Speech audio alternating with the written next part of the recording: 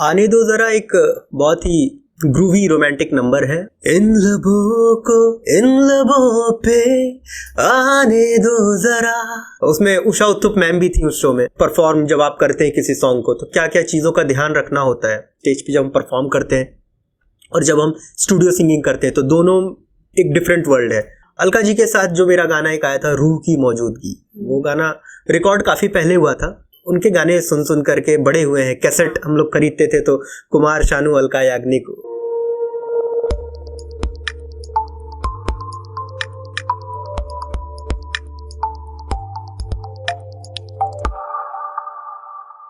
Hello Anurag. Hello, welcome to our programme. Thank you so much for inviting me in your show. My pleasure. कैसे हैं आप? मैं बिल्कुल अच्छा हूँ। अनुराग, सबसे पहले तो हम ये जानना चाहते हैं कि अभी आपका रिसेंट जो प्रोजेक्ट आया है, जो भी आपने गाने गाए हैं, कंपोज किए हैं जी, जैसे कि आने दो जरा, जी, आपने बताया, तो इस बारे में हमें कुछ बताएं। आने दो ज़रा एक बहुत ही ग्रूवी रोमांटिक नंबर है और काफ़ी आनंद आया हमको इसको कंपोज करते टाइम भी और गाते वक्त भी। और इसकी जो एक्ट्रेस है ईशा केशवानी नाम है उनका, तो वो मेरे पास ये आइडिया लेकर के आई थी कि उनको एक सॉन्ग करना था। फिर उन्होंने, तो मैंने उनको ये कॉम्पोजिशन सुनाई आने दो ज़रा की, और इसको लिखा है मेरे छोटे भाई ने, मेरे यंगर ब्रदर ने लिखा है, अनुपम मौर्य नाम है उसका। तो ट्यून काफ़ी पसंद आया। पहले जब उनको सुनाया था नॉर्मल एक गिटार पे जैम करते हुए मैंने सुनाया था, फिर उनको पसंद आया। फिर बोले कि इस पे काम करना स्टार्ट करो। फिर ट्रैक बना, फिर हम लोगों ने इसको शूट किया और अभी काफ़ी अच्छा रिस्पॉन्स आया लोगों का और करीब 1.5 मिलियन व्यूज़ हो गए हैं अभी यूट्यूब पे। बाकी सारे स्ट्रीमिंग ऐप्स पे भी अच्छा कर रहा है सॉन्ग और FM पे भी बज रहा है। तो अच्छा लगता है जब आप कोई काम करो और लोग जब उसको पसंद करते हैं तो अच्छा लगता है। इतना सारा कुछ आपने बताया तो मैं चाहूँगी कि अगर एक लाइन आप उसका गुनगुना सकते हैं। श्योर। इन लबों को इन लबों पे आने दो जरा, राज सारे जो छुपे हैं खुल जाने दो जरा, आंखों को यूं बंद करके सारी हदों से गुजर के बाहों में आकर के मेरे महसूस कर ले जरा, इन लबों को इन लबों पे आने दो जरा, राज सारे जो छुपे हैं खुल जाने दो जरा। Thank you. बहुत ही प्यारा है। आपने इतने सारे सॉन्ग गाए हैं, आपने अपने काम का एक्सपीरियंस भी मैंने देखा, आपने इस्माइल दरबार सर के साथ काम करा है, अलका याग्निक के साथ गाना गाया है। जी, हम एक रियलिटी शो में थे, भारत की शान सीजन 2 जो कि DD नेशनल पे था, उसमें वो जज थे। अब बहुत डर लगता था उनके सामने परफॉर्म करते। उनकी पर्सनैलिटी ऐसी है ना, और जिस तरह का उन्होंने काम कर रखा है, देवदास, हम दिल दे चुके सनम, किसना, तो हम लोग मतलब बचपन से इनके गाने सुने हैं और उनकी जो पर्सनैलिटी है वो बहुत मतलब, एक होता है ना कि एक इंसान होता है जिसके शक्ल पर आप उसको देख करके काफ़ी इजी फील करते हैं, बट इस्माइल सर वैसे नहीं है। उनको देख करके अच्छा भला इंसान नर्वस हो जाता है। तो हम लोग तो मतलब खासकर मैं तो बहुत डरा हुआ रहता था उनके सामने जब परफॉर्म उस वक्त करते थे। तो बहुत, उसमें उषा उत्तुप मैम भी थी उस शो में, तो वो मतलब काफ़ी हम लोगों को इनकरेज करती थी और मोटिवेट करती थी, और वो she was like a mother. तो उनको देख करके काफ़ी मतलब प्रोत्साहन मिलता था और डर थोड़ा कम होता था। बाकी इस्माइल सर तो बहुत तो उनके साथ गाने का, संगीत का कैसा एक्सपीरियंस रहा? ऐसा जैसे इतने बड़े आपने बोला कि हम दिल दे चुके सनम, किसना, तो इनपुट्स जो वो देते थे जब हम लोग परफॉर्म करते थे, तो छोटी छोटी चीज़ें जो बारीकियां बताते थे। परफॉर्म जब आप करते हैं किसी सॉन्ग को तो क्या क्या चीज़ों का ध्यान रखना होता है, जैसे माइक की टेक्निक्स वगैरह के बारे में उषा मैम काफ़ी अच्छे से गाइड करती थी। माइकिंग टेक्निक्स जो होती है स्टेज पे जब हम परफॉर्म करते हैं और जब हम स्टूडियो सिंगिंग करते हैं, तो दोनों एक डिफरेंट वर्ल्ड है, दोनों की टेक्निक्स भी अलग होती हैं। तो वो उस चीज़ में काफ़ी चीज़ें, कुछ कुछ जो टिप्स उन्होंने दिए वो काफ़ी काम आता है। और इस्माइल दरबार जी जो भी चीज़ें बताते थे, प्लेबैक मतलब कैसे होना चाहिए, वो चीज़ें इनपुट्स अभी मैं जो भी अपने मेंटर लोगों से सीखे, तो वो चीज़ें हम काम में लाते हैं तो अच्छा रिजल्ट मिलता है डेफिनेटली। अलका याग्निक के साथ कैसा एक्सपीरियंस रहा?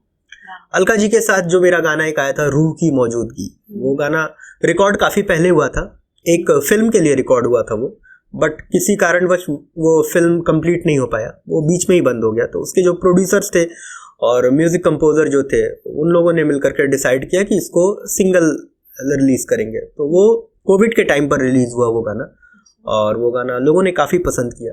और सौभाग्य है मेरा कि मुझे उनके साथ मतलब उनके गाने सुन सुन करके बड़े हुए हैं। कैसेट हम लोग खरीदते थे तो कुमार शानू, अलका याग्निक, उदित नारायण, ऐसे पूरा लिस्ट लिखा हुआ होता था। तो उनके साथ गाना गाना ये मतलब बहुत ही लकी फील करता हूँ अपने आप को। जैसे कि अभी आपने कुमार शानू जी का नाम लिया, तो उनके साथ भी आपने काम करा है? आई होप मौका मिले जरूर करना चाहेंगे इन फ्यूचर। हाँ, बिल्कुल। तो अपनी जर्नी के बारे में बताइए कि आप जब संगीत में आए तो बचपन से ऐसा था कि संगीत में जाना है, या फैमिली ने बोला कि जाओ कुछ? बचपन से ऐसा कुछ सोचा नहीं था, लेकिन गाना गाना पसंद था मुझे। बचपन में कैसा होता है कि मतलब एक तो गॉड गिफ्ट ईश्वर आवाज़ देता है आपको, तो आप गा लेते हैं। फिर मतलब मेरे पापा बहुत मुझे इनकरेज किए हैं। मतलब मैं जो भी अगर आज इस फील्ड में जो भी कर रहा हूँ, और अगर आज मैं मुंबई में हूँ, तो इसमें जो सबसे बड़ा मतलब योगदान है वो मेरे फादर का ही है। और मैं स्कूल में गाता था, ऑब्वियसली स्कूल के एनुअल फंक्शन में, चिल्ड्रंस डे पे, इंडिपेंडेंस डे पे, जो भी फंक्शन होते थे तो उसमें मैं गाता था, और काफ़ी फेमस था मैं अपने स्कूल में। पढ़ाई लिखाई में तो अच्छा नहीं था, लेकिन सिर्फ अपने म्यूज़िक के कारण मैं बहुत फेमस था, और टीचर्स भी प्यार करते थे मुझे। और कोई भी फंक्शन होता था तो उसमें मैं लीड करता था, हर क्लास से बच्चों को पिक करना, फिर उनकी एक टीम बनाना, फिर उनको रिहर्सल करवाना, फिर परफॉर्म करना। तो ये जो एक्स्ट्रा करिकुलर एक्टिविटीज़ होते हैं ना, उसमें मैं काफ़ी मतलब बढ़ चढ़ करके हिस्सा लिया करता था। और उन दिनों में फिर मेरे पापा को लगा कि इसका मतलब भगवान ने से अच्छी आवाज़ दी है, तो इसको मतलब कुछ म्यूज़िक में इसको आगे बढ़ाना चाहिए। तो उन्होंने मुझे एडमिशन दिलवाया कोलकाता में ही, बसंत कुमार जी के एकेडमी में उन्होंने मुझे लेकर के गए। बसंत कुमार जी का काफ़ी अच्छा नाम है वहाँ पे। तो वहाँ से मैंने स्टेज शो करना चालू किया, उनसे सीखना स्टार्ट किया, और वहाँ पे मैं बचपन से ही मतलब कोलकाता में मैं स्टेज शो करने लग गया था। स्टेज शो करते करते करते करते फिर एक्सपीरियंस थोड़ा बढ़ा, थोड़ा कॉन्फिडेंस आया, तो इसी तरह से चल रहा था। फिर ऑडिशंस देने लग गए, जो लोकल लेवल पे कॉम्पिटिशन्स होते हैं सिंगिंग के, उसमें थोड़ा आगे जा बढ़ते थे, कभी जीतते थे, कभी सेकंड थर्ड, इस तरह से मतलब होते रहता था। फिर मैंने मतलब जो विधिवत सीखना होता है ना संगीत, वो काफ़ी लेट स्टार्ट किया मैंने सीखना। मैं उस्ताद राशिद खान जी के एकेडमी में फिर गया, वहाँ पर मैंने एडमिशन लिया। फिर वहाँ पे मैंने क्लासिकल म्यूज़िक सीखा। एक टीचर हमारे घर पे भी आते थे उसके बाद में, जो मैं सीखता था। और फिर उसके बाद मैं सारेगामा एकेडमी मुंबई में आकर के मैंने यहाँ पे भी तालीम ली। तो जैसे कि मैंने अभी आपके बहुत सारे गाने सुने हैं काफ़ी, इसमें अलग अलग लैंग्वेज के हैं। आपने बिहारी में भी, भोजपुरी में छठ पूजा जो होती है वहाँ का पावन पर्व बिहार का जी, तो वहाँ के लिए भी आपने गाना गाया है जी। छठ पूजा क्या है ना कि हमेशा से ही मतलब मुझे बहुत मतलब हम लोग जहाँ रहते थे ना कोलकाता में, हाँ। तो उस लोकेलिटी में काफ़ी बिहारी फैमिलीज रहती थी। हम लोग जहाँ रहते थे वहाँ पर यूपी बिहार के लोग ही मतलब रहते थे, बंगालीज भी थे, लेकिन यूपी बिहार के लोग भी। तो उस तरह का एक जो कल्चर वो मैंने बचपन से देखा है। छठ पूजा किस तरह से मनाया जाता है, कैसे उसका व्रत पालन करते हैं सब। और वो जो पर्व होता है, हमारे घर में तो छठ नहीं होता था, लेकिन छठ पूजा में मतलब हम जाते थे सब फ्रेंड्स लोगों के साथ, सुबह सुबह घाट पे जाना, पटाखे फोड़ना, मस्ती करना। तो हमेशा से था कि, और जो है स्पीकर में गाने बजते थे छठ के, तो वो एक अलग ही माहौल होता था। दिवाली के बाद से एक छठ का पूरा माहौल बनने लगता था, और वो स्पीकर पे गाने बजना, और वो जो गाने सुनते थे ना, बड़ा अच्छा लगता था। तो मैं जब इस प्रोफेशन में आया तो मुझे लगा कि ये तो अभी यही मौका है कि अपने म्यूज़िक से एक योगदान देना ही चाहिए। मैं गाने गा रहा हूँ, बाकी भी मैंने भक्ति सॉन्ग भी गाए हैं। तो छठ पर हमेशा से मेरा एक विचार था कि छठ पर एक गाना करना है। कई साल से मैं सोच रहा था, बट ये हो नहीं पाता था। लेकिन पिछले साल से मैं छठ पर गाना रिलीज कर रहा हूँ, और मेरी कोशिश रहेगी कि हर साल छठ पर एक गाना मैं जरूर दूँ। तो गुनगुना दीजिए। आइल बानी तोहरे दुवरिया, छठी मैया लेके मन में आस, छठी मैया लेके मन में आस, करी है कृपा छठ मैया, करी जनी तू फिर निराश। एक और मैंने गाना गाया था, हाँ। पिछले साल गाया था, विशु यादव ने कंपोज किया था, मेरा फ्रेंड है, वो हिंदी में था। छठ, ये जैसे भोजपुरी में, वो हिंदी में था, टी सीरीज से रिलीज हुआ था, मैं वो भी सुना देता हूँ। सुनो मेरी अरज छठ मैया, सुनो मेरी अरज छठ मैया, सुनो मेरी अरज छठ मैया, सुनो मेरी अरज छठ मैया, तन मन सब है माँ चरणों में, जीवन माँ की छैया, सुनो मेरी अरज छठ मैया, सुनो मेरी अरज छठ मैया। तो आप बहुत सारे लैंग्वेज में गाने गाते हैं? जी मैंने गाए हैं, मैंने ये तो भोजपुरी में, चलो छठ माई का गीत है ये, बाकी मैंने उड़िया में भी गाने गाए हैं, मैंने तेलुगु में सॉन्ग्स गाए हैं जो कि रिलीज होने वाले हैं अभी। तो अच्छा लगता है मुझे डिफरेंट लैंग्वेजेस में गाना गाना। एक गाना तो अभी मैंने गुजराती में भी गाया है, अभी रिसेंटली एक मूवी के लिए गाया है वो गाना मैंने। तो इतनी सारी लैंग्वेज में गाना कैसे, आप गुजरात में रहे नहीं, आप गुजराती हैं नहीं, फिर एज ए सिंगर कितना इजी और कितना टफ होता है?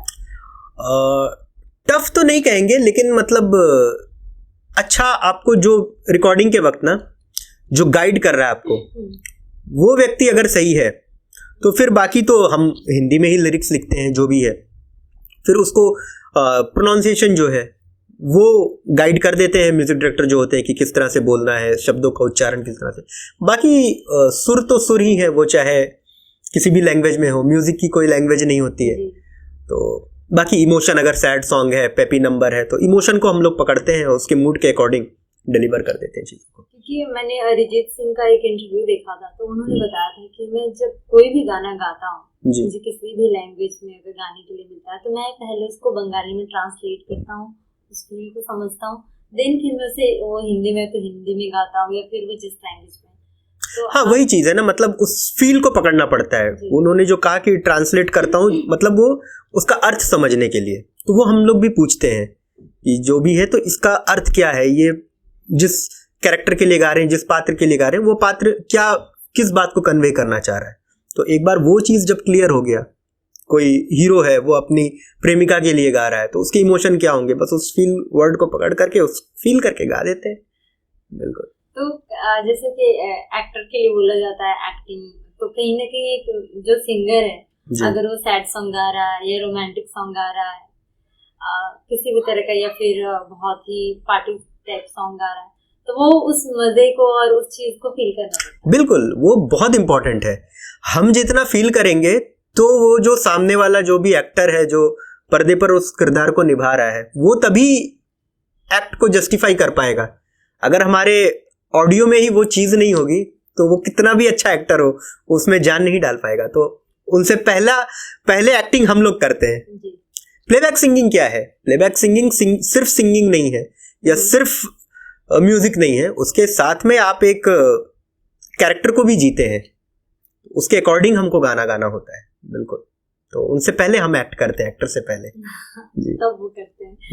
ओके, आपका एक बहुत ही फेमस सॉन्ग है गलियों वाला बनारस जी, जो कि आपके दिल के बहुत करीब थी। जी, दिल के करीब क्या कहेंगे, मतलब मैं पहली बार बनारस गया इस गाने की शूटिंग के वक्त, और जा करके मतलब अद्भुत फीलिंग, मतलब जीवन में एक बार, मैं तो ये कहता हूँ कि जो लोग भी नहीं गए हैं या जो लोग गए भी हैं, वो मतलब जो नहीं गए उनको एक बार तो ये जरूर एक्सपीरियंस करना चाहिए उस पावन धरती पे जा करके, और वहाँ पे जाके घाट के किनारे वो जो शाम के वक्त बैठ करके, वो मतलब शब्दों में नहीं बयां किया जा सकता।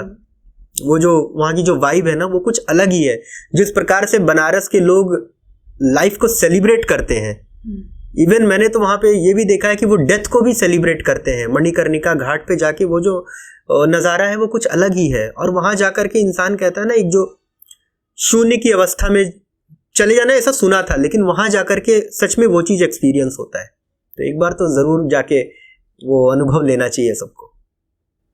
तो ये जो गलियों वाला बनारस है, और इस गाने को लिखा किसने है, एंड आप तक ये गाना कैसे आया?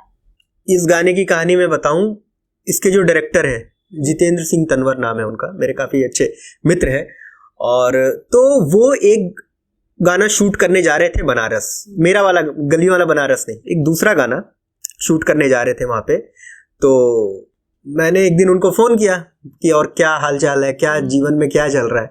तो बोले कुछ नहीं, बस हम लोग निकलने वाले हैं, हफ्ते भर में बनारस जा रहा हूँ मैं शूटिंग के लिए। उन्होंने पूछा कि क्या कर रहे हो, मैं बोला कुछ नहीं, बस। तो बोले चलो बनारस चलो, हमारी जा रहे हैं यूनिट के साथ, तुम भी चलो। मैं बोला मैं जाके क्या करूँगा। बोले नहीं नहीं चलो, एक दिन हम लोग पहले ही पहुँच रहे हैं शूट से एक दिन पहले, तो एक दिन टाइम है, बस घूमेंगे फिरेंगे, फिर तुम बोर हो गए तो तुम आ जाना। मैं बोला अच्छा। तो वही बोल रहे हैं कि उन्होंने फिर बोला कि बोले बनारस जा रहे हैं तो फिर अनुराग भाई कोई गाना बना लो, आप उधर चल के शूट करेंगे। मैं बोला अभी कौन सा गाना बना लूँ और क्या शूट करेंगे, ऐसे कैसे होता है। तो बोले कि नहीं नहीं देखो, जा रहे हैं, यूनिट पूरी जा रही है, तो जा करके कुछ काम भी कर लो। मैं बोला अच्छा। तो मेरा फ्रेंड है जुहैब ने लिखा है इस गाने को, जुहैब खान बहुत टैलेंटेड आर्टिस्ट है, और फेसबुक के थ्रू दोस्ती हुई थी मेरी उसकी, और वो बहुत टैलेंटेड लड़का है। उसके साथ मैं करीब अभी आने वाले समय में काफ़ी काम कर रहा हूँ, और 3-4 गाने मैं कर चुका हूँ उसके साथ। तो मैंने उससे ये आइडिया डिस्कस किया कि, तो उसने बोला भैया मैं आपको गाना देता हूँ ना मैं बनारस के ऊपर। फिर उसने एक दिन के अंदर में ये गाना उसने लिखा और इसे कंपोज किया। उर्मिला वरू जी है, मैंने बहुत सारे गाने गाए। उन्होंने पहला ब्रेक मुझे दिया, वो यहाँ नहीं लंदन में रहती है वो। तो ये सारी चीज़ें डिस्कस हुई, गाना बना। फिर जल्दी से 2 दिन के अंदर हम लोगों ने एक स्क्रैच लेवल पे रिकॉर्ड किया उस गाने को, और गए, और गाना देखते देखते ऐसे शूट हो गया वो गाना। पता नहीं था मुझे कि कैसा क्या। फिर बॉम्बे आने के बाद में हम लोगों ने उसकी फाइनल रिकॉर्डिंग की, गाना ऑडियो बना, ऑडियो सुनने में अच्छा लगा मुझे। उसके बाद फिर जब जितेंद्र जी ने मेरे को वो वीडियो एडिट करके जब दिखाया, मैं बोला ओ माय गॉड, ये मतलब अनप्लान्ड चीज़ें कभी कभी इतनी खूबसूरती से निकल करके आज, जो कि प्लान करके कभी कभी हम कोई काम करते हैं ना तो वो सार्थक नहीं होता है, लेकिन कभी कभी एक्सीडेंटल चीज़ें बन जाती हैं। और फिर वो गाना रिलीज़ हुआ, और वो गाना लोगों को इतना पसंद आ रहा है, और करीब 2 साल हो गए उस गाने को रिलीज़ होकर के। मुझे आज तक उस गाने के लिए मैसेजेस आते हैं, और डेली रील्स बनते हैं उस पर, कितने सारे रील्स बन गए। वो काइंड ऑफ एक मतलब वो टूरिस्ट सॉन्ग बन गया, जो भी बनारस जाता है उस गाने पे रील बनाता है। तो अब आप बोलेंगे कि हमेशा बोल रही हैं प्रेरणा जी के गाने गा दीजिए, लेकिन जैसा कि आपने बताया कि सारे लोग इस पे रील्स गा रहे हैं, तो अगर इस पॉडकास्ट में अगर कोई गाना ना सुने तो आई थिंक फिर अधूरा है। जी ज़रूर, नहीं ये गाना तो मैं ज़रूर सुनाऊंगा, और लोग काफ़ी पसंद करते हैं इस सॉन्ग को।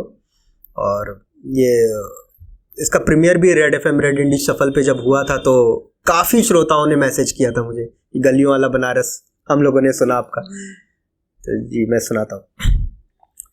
देवों का अवतार यहाँ है, घाटों का अंबार यहाँ, मोक्ष दिलाती काशी सबको, शांति का संचार यहाँ, सब लोगों के दिलों में बसता, हाँ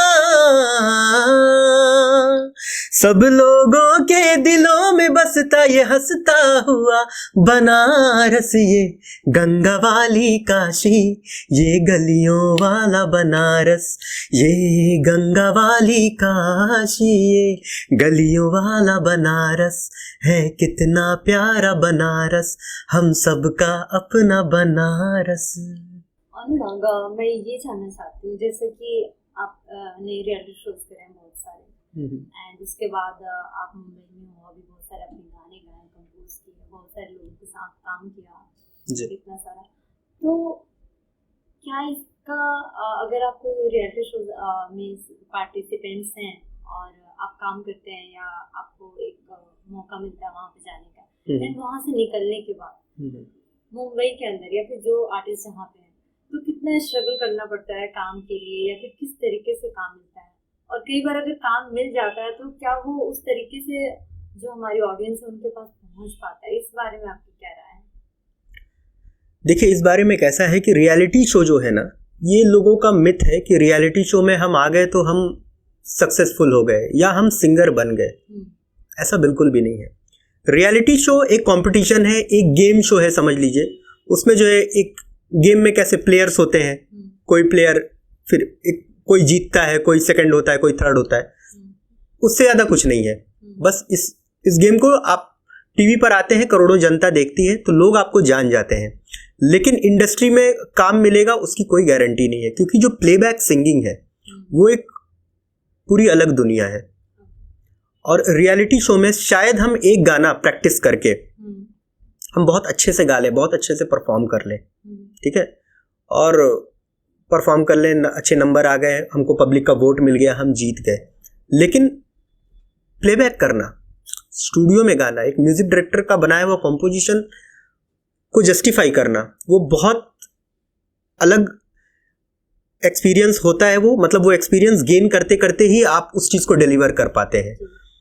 तो होता क्या है, रियलिटी शो से निकलने के बाद ना बहुत सारे लोग वो अनुभव लेना छोड़ देते हैं, वो शोज में बिजी हो जाते हैं, और थोड़ा सा, सबके लिए नहीं बोल रहा हूँ, लेकिन ज़्यादातर लोगों में ना एक काइंड ऑफ एरोगेंट आ जाता है कि हम सेलिब्रिटी बन गए। तो वो जो एक होता है ना कि ग्राउंड रियलिटी पर उतर करके सीखना, कोई म्यूजिक डायरेक्टर बुला रहा है या खुद से अप्रोच करना, उनको लगता है हम क्यों अप्रोच करें, मैं तो स्टार हूं, मेरे को इतने लोग जानते हैं, आपको जानते हैं, आपको करोड़ों लोग जानते हैं, लेकिन आपको गाना किसके लिए गाना है, म्यूजिक डायरेक्टर के लिए गाना है ना। तो ये 2 वे प्रोसेस होता है। आपको अप्रोच करना पड़ेगा, अगर आपको कोई गाना नहीं, मतलब सामने से कॉल आ रहा है तो आपको अप्रोच करना पड़ेगा, वो अप्रोच करते नहीं है। और सामने से अगर कुछ आया तो मन में एक अहम रहता है कि हम क्यों सीखें, हम क्यों इतना टाइम दें, वो बिजी हो जाते हैं। तो ठीक है, बहुत सारे लोग वो भी करके बहुत अच्छा कर रहे हैं जीवन में, उसमें मतलब कोई गलत नहीं कहूँगा, लेकिन यही कारण है कि बहुत सारे रियलिटी शो से निकलते हैं, फेमस भी होते हैं, लेकिन उनका ना टाइम स्पैन बहुत कम होता है। वो फिर जब नया बैच आता है, अभी हर साल रियलिटी शोज हो रहे हैं, पता नहीं कितने सीजन इंडियन आइडल के आ गए, सारेगामा के कितने आ गए, किसी को विनर तक याद नहीं। अगर मैं आपको पूछूं पिछले सीजन का सारेगामा का विनर कौन था, इंडियन आइडल का विनर कौन था, तो आप नहीं बोल पाएंगे। जो पहला जो हुआ था वो सबको याद है, बट उसके बाद फिर कितने सीजन आ गए याद क्यों नहीं रहते, क्योंकि एक विनर निकलता है, वो थोड़ा फेमस होता है, फिर एक नया लॉट तैयार हो जाता है। तो इंडिविजुअल एक आर्टिस्ट की जो पहचान है ना, वो नहीं बन पाती है। और रियलिटी शो का सिंगर क्या हुआ, आप किसी की गाए हुए गाने को ही आप गा रहे हैं ना। एज एन आर्टिस्ट आपकी क्या पहचान बनी, जब आप एक ओरिजिनल गाना गाते हैं और अगर वो हिट होता है या हिट ना भी हो, लेकिन आप कह सकते हैं ना कि ये गाना मैंने गाया है, ये मेरी पहचान है, ये मेरी आवाज है। तो एक आर्टिस्ट को वो चीजें डिफाइन करती हैं, ना कि आप रियलिटी शो में आपने करोड़ों वोट्स गेन कर लिए, आपने बहुत अच्छा एप्रिसिएशन ले लिया, वो उस दिन के लिए सही है। आपको एज अ गायक वो चीज ये बताती है कि हाँ, ये बंदा गा सकता है, इसके अंदर कला है। लेकिन एज एन आर्टिस्ट आप तभी स्टैब्लिश होते हैं जब आप कोई ओरिजिनल काम करते हैं। तो ये चीजें हैं। आपके साथ कोई कंट्रोवर्सी भी हुई थी गाने को लेकर कि आपने गाया था एंड फिर वो कुछ अलग तरीके से? जी, कोविड का वक्त था, उस समय पूरी दुनिया में कुछ ना कुछ हो रहा था, मेरे भी दुनिया में हलचल मच गई थी। तो वो चीज़ें, बैड फेस था एक जीवन का, कुछ रॉन्ग डिसीजंस हुए थे जो मैंने ले लिए थे, क्योंकि जानकारी उतनी नहीं थी, और एक नया नया जोश होता है काम करने का, एक जुनून होता है, आदमी चाहता है कि मैं ज़्यादा से ज़्यादा गाने गाऊँ, ज़्यादा से ज़्यादा प्रोजेक्ट पर काम करूँ। तो उस चक्कर में कभी कभी हम उतना, क्योंकि क्या होता है ना, हम जैसे होते हैं ना, हम ये सोचते हैं कि सामने वाला भी वैसे ही होगा। अगर हम अच्छे हैं, हम अगर ईमानदारी से काम कर रहे हैं, तो हम ये सोचते हैं कि सामने वाला भी उतना ईमानदार है, सामने वाला भी उतना अच्छा है, लेकिन ऐसा होता नहीं है प्रैक्टिकल वर्ल्ड में। तो कुछ चीज़ें थी जो मैंने बहुत ज़्यादा रिसर्च नहीं किया उस पर, और गलत लोगों के साथ जुड़ गया, जिस कारण से मेरे कुछ अच्छे गाने गलत तरीके से यूज़ कर लिए गए थे। तो उस वक्त बट मैं चीज़ें शॉर्ट आउट करके बाहर आ गया, और अभी तो उसके बाद से तो मैं बहुत ध्यान रखता हूँ। किसी के लिए भी गाना गाता हूँ तो मैं प्रॉपर लीगल तरीके से जो भी पेपर वर्क है वो सारी चीज़ें मैं पढ़ता हूँ। कोई कॉन्ट्रैक्ट है, अगर किसी म्यूज़िक कंपनी के साथ जोड़ रहा हूँ, किसी लेबल के लिए गा रहा हूँ, या किसी के लिए भी कोई भी काम कर रहा हूँ, तो उस चीज़ में जो भी क्लॉजेज होते हैं, अगर सामने वाला देखता हूँ उतना प्रोफेशनल नहीं है, तो मैं अपने तरफ से जो है क्या कहते हैं, मेरी एक लीगल टीम है, मैं अपने तरफ से क्लॉजेज वगैरह सब कुछ पेपर वर्क करके करता हूँ। क्योंकि कई बार होता है जो नए नए युवा पीढ़ी के लोग हैं, एक्साइटमेंट इतना ज्यादा होता है काम करने का कि कई बार हम लीगल चीजों को और जो कॉन्ट्रैक्ट बेसिस होती है उन पे ध्यान नहीं देते। जो भी आर्टिस्ट है वो उन्हें लगता है कि काम मिल जाए और मैं करूँ, ये ज्यादा इम्पोर्टेंट है। बाद में वो प्रोसेस में फंस जाते हैं और दिक्कतें आती है, जैसे कि आपके साथ। जी नहीं, देखिए जब नए होते हैं तो आपको कॉम्प्रोमाइज तो करना पड़ता है, नो डाउट। वो मैं कितना भी कह दूं, अगर वो तो आपको करना पड़ेगा, लेकिन कॉम्प्रोमाइज भी किस हद तक है वो चीज़ें मैटर करती हैं। अगर आपका कहीं पर इमेज ही खराब हो रहा है, ये जो शोबिज है ना, ये जो पूरा बिजनेस है आपकी इमेज के ऊपर डिपेंड है। चाहे वो आप एक्टर हो, एक सिंगर हो, आपकी कला के साथ साथ आप एक इमेज कैरी करते हो, और अगर वो उस छवि अगर गलत तरीके से लोगों के सामने आ गए तो फिर आप कितना भी आप अपने कला में आप निपुण हैं, वो चीज़ें साइड हो जाती हैं। आपको लोग पहले अगर आपसे जुड़ते हैं तो आपकी एक पर्सनैलिटी होती है ना, आप इस तरह का काम करते हैं। अभी कोई भी अगर है, कोई भी आर्टिस्ट है, किसी भी आर्टिस्ट के बारे में अगर हम नाम लें तो हमारे दिमाग में उसका गाना बाद में आएगा, बट उसकी जो छवि है, उसका जो कैरेक्टर है, वो पहले हमारे दिमाग में आएगा। अगर हम बात करते हैं आज बादशाह, तो बादशाह की एक इमेज है ना कि बादशाह मीन्स यो टाइप्स है, थोड़ा हिप हॉप, वो चीजें। तो जैसा इमेज फॉर्म होगा, आप फिर लोगों का परसेप्शन भी वैसा ही फॉर्म होता है, तो वो गलत नहीं होना चाहिए, कभी भी गंदा इम्पैक्ट नहीं पड़ना चाहिए। तो आपने बोला कॉम्प्रोमाइज वर्ड, तो compromise in the sense like किस तरह का, और क्या? जैसे न्यू कमर्स को, जो मैं म्यूजिक फील्ड की जो बात करूं अगर, हाँ, तो उसमें कभी कभी जो मतलब expected amount in terms of money, पैसा नहीं मिलता है, तो लेकिन आपको काम भी करना है, तो आपको कहीं ना कहीं कॉम्प्रोमाइज करना पड़ता है। आपको अगर अच्छे लोगों के साथ जुड़ना है तो कभी कभी आप जो चाहते हो आपको वो पैसा ना मिले, बट फिर भी आप वो काम करते हो। और कभी कभी जो है क्या कहते हैं, कोई अच्छा प्रोजेक्ट है तो आप सामने से अप्रोच करते हैं कि प्लीज़ मुझे इस चीज़ में आप मौका दीजिए, मैं आपको अपना जी जान लगा दूंगा, अच्छा करके दूंगा, आप इसके बदले में आप जो भी अपने हिसाब से कर, लेकिन मुझे ये मौका चाहिए। तो ये उस तरह का है। लेकिन उस चक्कर में क्या होता है, कभी ऐसे लोग भी फंस जाते हैं जो आपका शोषण करते हैं, तो वो तो फिर गलत हो जाता है एक आर्टिस्ट के साथ। वो तो कभी कोई आर्टिस्ट नहीं चाहता है ना। वो कॉम्प्रोमाइज मतलब उस पे करता है कि उसको एक अच्छा ब्रेक मिले, एक अच्छा काम मिले, उसका काम लोगों तक पहुंचे। ये थोड़े ना चाहता है कि उसकी छवि खराब हो जाए, ये तो कोई नहीं चाहता है। तो आपने लाइफ में इतनी सारी चीजें एक्सपीरियंस की, अच्छा बुरा, तो इसमें लाइफ में आपने क्या सीखा अभी तक की जर्नी से अपने एज अ सिंगर? मैंने यही सीखा कि कोई तरीका नहीं है, कोई फॉर्मेट नहीं है सक्सेस होने का। बस आपको काम करते रहना है और अच्छा काम करते रहना है, चीज़ें अपने आप होती जाएंगी। हर किसी की एक डेस्टिनी है, और आप अपने काम में लगे रहिए, और आप जब उस चीज़ में लगे रहेंगे तो आप दिन पर दिन अपने काम को और बेहतर करते जाएंगे। और जब आप बेहतर करते जाएंगे तो एक वो टाइम आता है, या एक वो प्रोजेक्ट आता है, एक वो दिन आता है, तो जो आप ये जो भी कुछ कर रहे हैं, कभी कभी लाइफ में ऐसा होता है ना कि मैं बहुत कुछ कर रहा हूँ यार, मैं उससे ज़्यादा डिजर्विंग हूँ, उसको वो चीज़ मिल गई, मुझे नहीं मिल रहा है, मेरा गाना क्यों नहीं हिट हो रहा है, मेरा गाना क्यों नहीं ट्रेंडिंग पे आ रहा है। तो कोई ना कोई आप अगर करते रहेंगे ना, कोई एक ऐसी चीज़ आएगी जो ये सारे डॉट्स जुड़ जाएंगे, और वहाँ पर जा करके आपकी चीज़ें सारी जो ड्यूज है ना, वो सब मिल जाएगा आपको। तो अच्छा काम करते रहना बहुत ज़रूरी है, रैदर देन कि मैं कुछ बड़ा काम करूँ, बहुत ही सक्सेसफुल काम करूँ। ऐसा कोई तरीका है नहीं, ना ही कोई फॉर्मेट है। और कोई अगर बोले कि ये तरीका है तो वो झूठ बोल रहा है, ऐसा कुछ नहीं होता है, जो मैंने सीखा है इतने दिनों में। पीके मूवी का वो डायलॉग मुझे फिरकी ले रहा है ऐसा कोई कुछ करता है तो इट्स काइंड ऑफ फिरकी ले रहा है। बिल्कुल। हम अपने इस पॉडकास्ट में, जब हमारा ये पॉडकास्ट समापन की तरफ बढ़ता है, तो एक सेगमेंट रखते हैं जिसमें 1-to-1 क्वेश्चन आंसर करते हैं। ओके। जिसका आंसर आप या तो 1 सेंटेंस में, यस और नो में, या 1 लाइनर, या स्किप भी कर सकते हैं, आपको जैसा ठीक लगे तो वैसा करते हैं। तो स्टार्ट करें? श्योर। फेवरेट सिंगर मेरे आइडल रहे हैं रफ़ी साहब, उनको सुन करके गाना शुरू किया। देन सोनू निगम, और उसके बाद सभी। Music director? खयाम साहब। कोई गाना जो आपके दिल के बहुत करीब है, वो आपका भी हो सकता है या किसी और सिंगर? जी, एक गाना रफ़ी साहब जी का मुझे बहुत अच्छा लगता है और मैं हमेशा सुनता हूँ उस गाने को।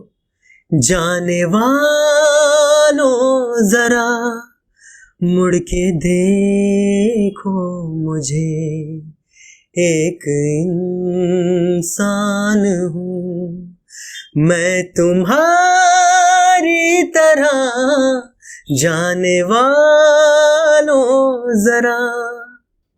बेस्ट लाइफ का कोई एक्सपीरियंस? बेस्ट लाइफ का एक्सपीरियंस मैं कहूँगा, एक एक्सपीरियंस तो वही है जब मैं गया था गलियों वाला बनारस शूट करने के लिए। तो बनारस की धरती पे मुझे जो आनंद प्राप्त हुआ, भोले बाबा की नगरी में जाके ऐसा लगा कि मैं लिटरली, मुझे शंकर भगवान का आशीर्वाद मिल रहा है वहाँ पे। वो बहुत ही अद्भुत एक्सपीरियंस था। और मैं फर्स्ट टाइम जब मैं शो के लिए मैं लंदन गया था, इंटरनेशनल ट्रेवल किया था, वो बहुत अच्छा एक्सपीरियंस था। And worst experience? Worst experience वही कोविड में जो गलत तरीके से कंट्रोवर्सी हो गई थी, वो बहुत ही गंदा एक्सपीरियंस था। बिल्कुल सबको मैं वार्न करता हूँ, जितने भी बडिंग आर्टिस्ट है ना, कि भाई आप लोग इग्नोर कर देते हैं थोड़ा सा लीगल टर्म्स को कि अरे कौन इन सब है, जो ठीक है, जरा देख सुन करके कहीं भी सिग्नेचर कर रहे हैं, किसी के साथ जुड़ रहे हैं, बहुत देख सुन करके करिए। यहाँ पे शोषण करने वाले लोग भरे पड़े हैं। Okay, money matters? डेफिनेटली 100%, बहुत ज़्यादा। लोग कहते हैं कि पैसा सब कुछ नहीं है, लेकिन पैसे के बिना सब कुछ हो भी नहीं सकता।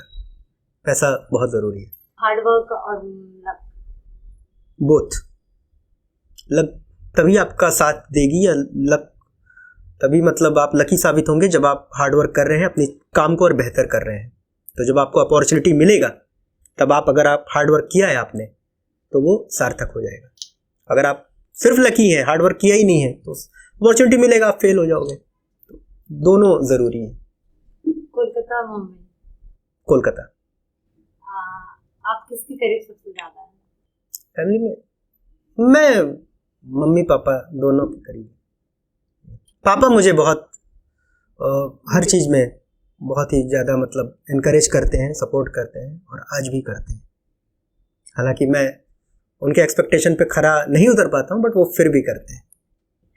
कोई ऐसी बात जो आप बताना चाहें कि आपको लगता है कि नहीं, मुझे ऑडियंस को ये सबको बताना चाहिए, अपार्ट फ्रॉम दिस जो भी बात है, इसके अलावा ऐसा कोई चीज़, as an artist, as a person? As an artist मैं एक चीज़ कहना चाहूँगा, जितने भी लोग, बहुत सारे लोग हैं ना, मतलब मुझे फ़ोन करते हैं अलग अलग शहरों से, या मैसेज करते हैं, वो बोलते हैं भैया हम भी गाना गाते हैं, हम भी लिखते हैं, मतलब तो आप हमें मौका दो। मैं उन लोगों को कहना चाहता हूँ, अभी देखिए आज सोशल मीडिया का ज़माना है, कोई किसी को मौका देने यहाँ बैठा नहीं है, कोई किसी को मौका देने नहीं बैठा, ना ही कोई किसी को दे सकता है। इतना किसी में मतलब कैपेबिलिटी भी नहीं है। मैं कहता हूँ कि आप किसी से मौका मांगने के बजाय आप खुद मौका क्रिएट कीजिए। आज हम, मतलब एक वक्त था जब लोगों के पास कोई जरिया नहीं था, कोई जरिया नहीं था उसको। अगर मैं सिंगर हूँ, तो अगर मुझे कोई अगर म्यूजिक कंपनी काम नहीं देगा, तो आई कांट सिंग। मैं कहाँ गाऊंगा गाना? ज़्यादा से ज़्यादा अपने फैमिली में गा लूँगा, अपने मोहल्ले में गा लूँगा, स्टेज शो का, उससे ज़्यादा कोई प्रॉपर कोई जरिया नहीं था। लेकिन आज के डेट में वो चीज़ नहीं है। आज बहुत सारे इंडिपेंडेंट आर्टिस्ट ग्रो हो रहे हैं, जो कि बहुत अच्छा काम कर रहे हैं। इवन उनके गाने बॉलीवुड से ज़्यादा ट्रेंडिंग पे रहते हैं।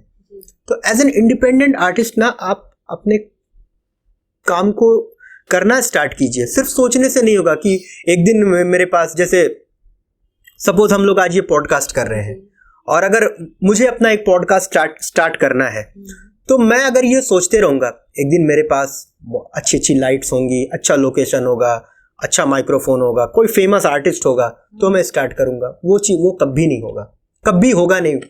लेकिन आप स्टार्ट कर दो। आपके पास कोई आर्टिस्ट नहीं है ना, खुद आप लगाओ फ़ोन। आज सबके पास होता है, फ़ोन लगाइए, अपनी जो आप फीलिंग है, आप जो भी कहना चाहते हैं, जो भी बोलना चाहते हैं, बात करना चाहते हैं, लीजिए, आप डाल दीजिए। उससे क्या होगा, भले आपको कोई नहीं देखेगा, 2 लोग देखेंगे, लेकिन उससे आपकी एक प्रैक्टिस होगी। और जब आप एक बार वो प्रैक्टिस आप जब स्टार्ट कर देंगे तो आपका दिमाग अपने आप चलने लगेगा, फिर आप क्या गलतियां करें धीरे धीरे करके ग्रो होंगे। तो रैदर देन कि बैठे रहना, सोचना ये हमको मौका दे देगा, उसको मैसेज करना वो करिए, लेकिन अपना काम स्टार्ट कीजिए, ताकि कोई आपके प्रोफाइल को जब विजिट करे तो उस कई ऐसे लोग हैं बोलते हैं कि भैया हम गाते हैं, मैं उनके प्रोफाइल पे जाता हूं तो उसका गाया हुआ कोई वीडियो ही नहीं दिखता है। अपडेट करना बहुत जरूरी है।